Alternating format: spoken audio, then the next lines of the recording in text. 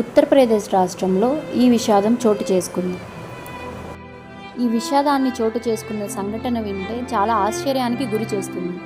ఒక బాబా కాలి కింద ఉన్న మట్టి తీసుకోవడం కోసం జనాలు ఎగబడి ఆ తొక్కిసలాటలో వాళ్ళ ప్రాణాలని కోల్పోయారు. ఇంతకీ ఆ బాబా ఏంటి, ఆ ప్రసంగం ఎక్కడ జరుగుతుంది, అసలు విషయం ఏంటో తెలుసుకుందాం. ఉత్తరప్రదేశ్ రాష్ట్రంలో అలీఘట్ అనే ప్రదేశంలో ప్రతి మంగళవారం ఈ ప్రసంగం జరుగుతుంది. ఈ ప్రసంగంలో వందల మంది భక్తులు పాల్గొంటారు. జనాల్లో ఎంత భక్తి ఉందో, ఆ భక్తిని ఇలాంటి బాబాలు ఎంత అలుసుగా తీసుకుంటున్నారో ఈ ప్రసంగం ఒక ఉదాహరణ. బోలే బాబా ప్రసంగం అయిన తర్వాత ఆయన కాలి కింద ఉన్న మట్టి కోసం ఒక్కసారిగా జనాలు ఎగబడడంతో ఆ తొక్కిసలాటలో 121 మంది తన ప్రాణాలను కోల్పోయారు. అందులో 108 మంది మహిళలు, 7 మంది చిన్నపిల్లలు ఉన్నారు.